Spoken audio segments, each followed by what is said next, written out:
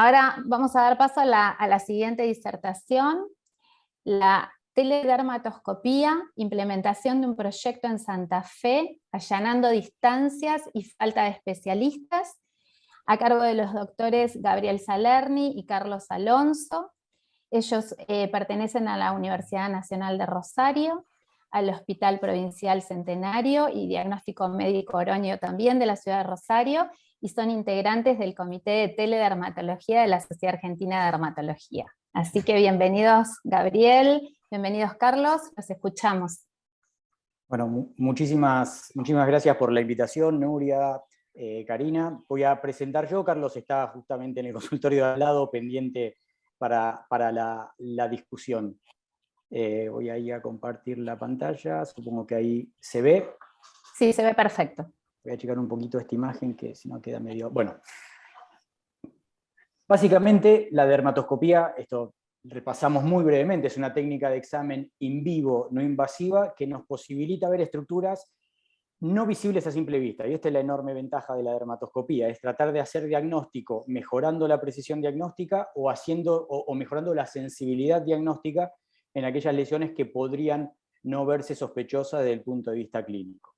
La evidencia nos dice que su uso se asocia a un incremento de la sensibilidad y la especificidad en el diagnóstico clínico del melanoma, que extirpamos menos lesiones benignas por cada melanoma, y que también usando el dermatoscopio extirpamos menos lesiones benignas. Obviamente la teledermatoscopía no es más que el intercambio de imágenes de dermatoscopía a la distancia para su evaluación, para la interconsulta.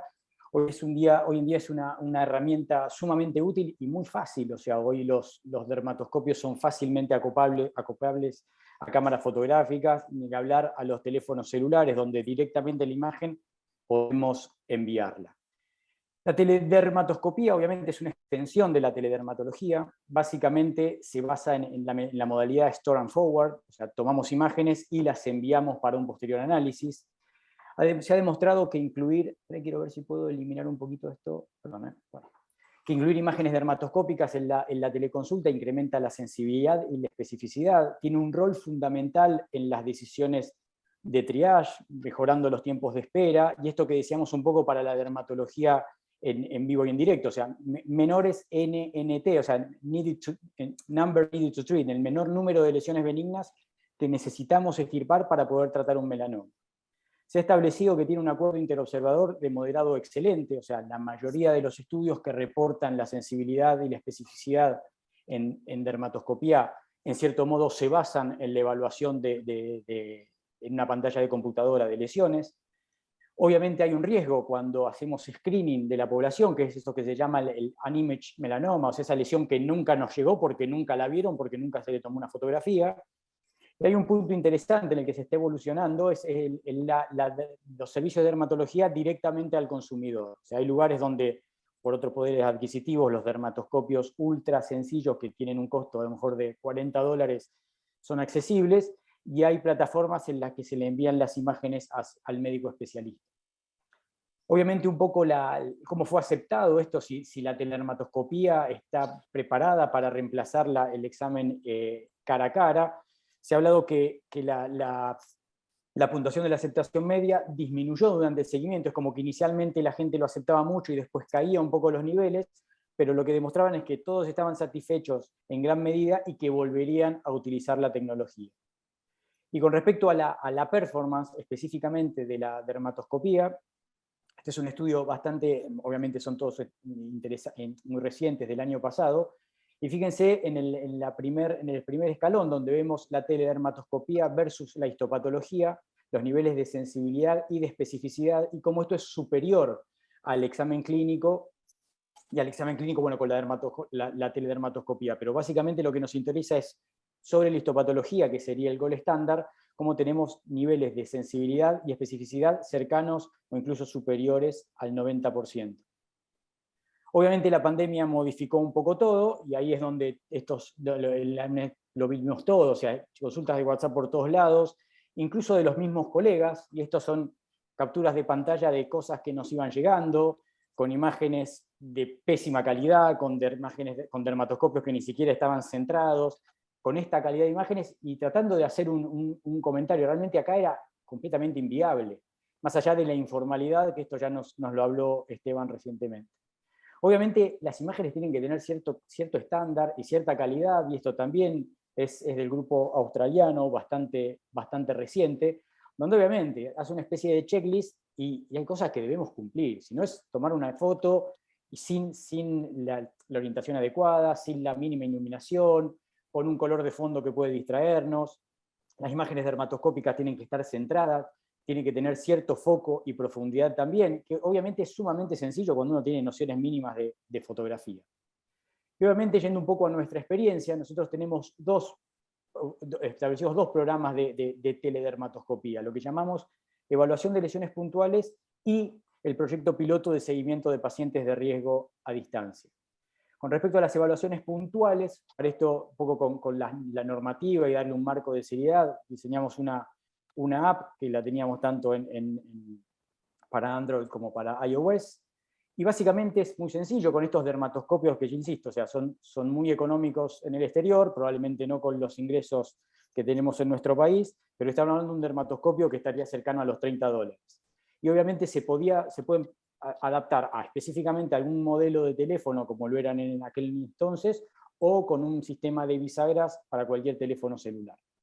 Y esto obviamente tenía unos pasos: tomábamos la imagen, lo subíamos a la plataforma, hacíamos la evaluación y emitíamos un informe.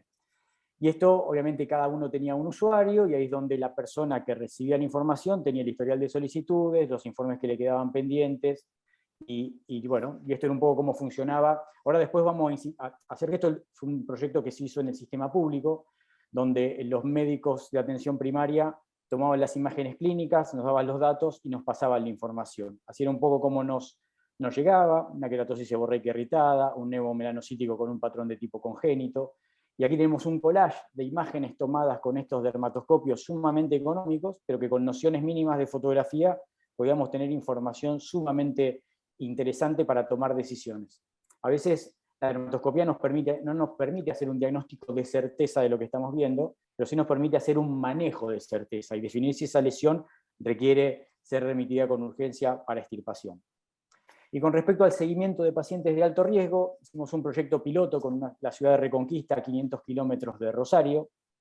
Un poco, obviamente, el área de influencia de Rosario, el área de influencia de Reconquista, esa es la población estable, pero se amplía un poco más, con diferentes equipos específicos de seguimiento digitalizado, y un poco lo que hacíamos ahí a distancia: tomar los mapas corporales. Teníamos un personal de diagnóstico por imágenes entrenados específicamente en el registro sistemático de todas las lesiones de la piel, lo que llevaba la exploración a ser bastante más laboriosa, pero mucho más confiable, porque necesitábamos tener toda esta información. Y cómo se ven realmente las imágenes dermatoscópicas, que realmente, salvando las distancias, tenemos equipos mucho más nítidos, las imágenes son perfectamente evaluables. Y hoy en día, obviamente, con los avances que hay en dermatoscopía digital, tenemos mapas corporales digitalizados que van a llevar a la exploración a algo casi tanto como automático, como hacer una tomografía o una resonancia. Tenemos software que extraen individualmente las lesiones antes de que las evaluemos con el dermatoscopio, y esto nos da un pantallazo general de los pacientes de suma utilidad. Y obviamente los software de inteligencia artificial que nos ayudan incluso a detectar cambios o lesiones nuevas. Bueno, y un poco la estabilidad de las lesiones en dermatoscopía. Aquí vemos una lesión que había cambiado, que el software la marca como nueva, tiene su evolución en la dermatoscopía digital y corresponde a un melanoma in situ en este caso. Y volviendo un poco al proyecto inicial, o sea, la telemedicina para el diagnóstico precoz de cáncer de piel, se realizó con centros de atención primaria en lugares donde no había dermatólogos, y estaba llevado a cabo por médicos generalistas o médicos clínicos. Obviamente necesitamos una capacitación en el uso y en la toma de las imágenes. Se hizo con 3 centros, en Ceres, 25.000 habitantes. Las personas tenían que trasladarse 205 kilómetros para poder llegar a una consulta con un dermatólogo en un efector público. El otro centro fue San Javier, donde los pacientes debían trasladarse 170 kilómetros a Santa Fe. Y el otro fue Gato Colorado, Santa Fe al límite con Chaco, donde la distancia es una zona mucho más remota, donde obviamente tanto los traslados en transporte público como en transporte privado se incrementan muchísimo más.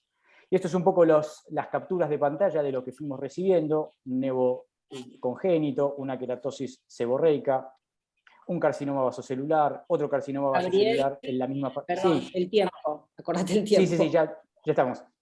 Dale. Y ahora, básicamente, un poco el muestreo de lo que vimos en el primer trimestre, porque después se nos vino la pandemia, y cómo lo que vemos en azul son las lesiones que vimos, y lo que vemos en gris son las lesiones que se indicó la biopsia. Básicamente los resultados, lo que nos dice esto, de cómo el manejo de las lesiones benignas y las lesiones malignas. Y para terminar, la teledermatoscopía obviamente nos ayuda a evitar traslados, los resultados son comparables a la evaluación cara a cara, tiene una adecuada aceptación por parte del paciente y por los profesionales, y obviamente los desafíos que ya nos adelantó un poco Esteban, en la despersonalización del acto médico, que hoy ya sabemos que realmente la telemedicina, esto puede ser el déficit, pero que es perfectamente suplible por el beneficio, el agujero que todavía representa un poco la legislación que tenemos. Y para terminar, esto que se habla de que el tren de la teledermatoscopía se acerca, o que nos subimos, o que nos corremos del camino porque nos pasa por encima. Con esto termino.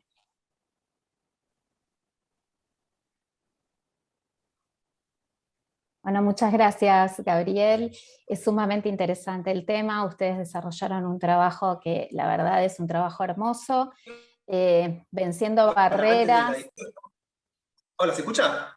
Sí, se escucha, Carlos, Sí. te escuchamos. Que nosotros, este proyecto, particularmente de la provincia, que pusimos en marcha, lo que nos llama la atención es que en los 3 centros empezó con con un ímpetu bastante importante, con varios pacientes enviados semanalmente, etcétera, etcétera, pero que después no logramos entender muy bien por qué, empieza como un descenso progresivo y como que no es que se pierde interés, pero se estabiliza una cantidad de casos semanales bastante baja.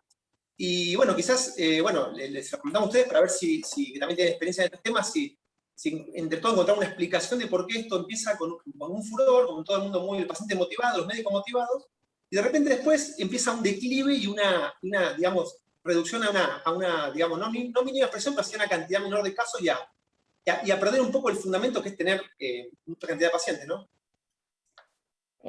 Yo tal vez pueda hacer una observación al respecto. Creo que Fabián, que es nefrólogo y que trabaja en forma multidisciplinaria, tal vez puede coincidir conmigo. Creo que cuando vos trabajás con otras especialidades, al principio el planteo que vos hacés de lo dermatológico y de cómo llevar adelante un diagnóstico precoz en dermatología puede ser muy interesante, pero después en el devenir del trabajo diario a veces se hace un poco difícil, y entonces eso tal vez dificulta, no sé si el interés, pero sí el tiempo para invertirle al proyecto. Tal vez eso es algo que nosotros, Fabián, también desde la multidisciplina a veces vemos, que en la vorágine diaria tal vez no caiga el interés, sino el tiempo que se le puede dedicar. Estás muteado, Fabián, ¿eh? Ahí está. Sí, lo que vemos nosotros desde otra especialidad, en la nefrología, por ahí que nos pasa con Karina, que la tenemos dentro del servicio, que por ahí en el afán de ir resolviendo la urgencia, lo cardiológico, lo oncológico, nos perdemos el diagnóstico temprano de tumores, nos perdemos la consulta oportuna en este caso de dermatología.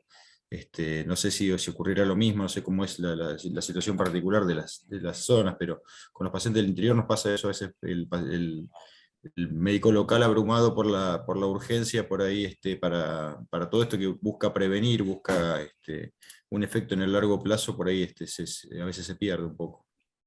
Sí, puntualmente yo creo que lo que ayuda a veces a que esto funcione es estructurarlo un poco, ¿sí?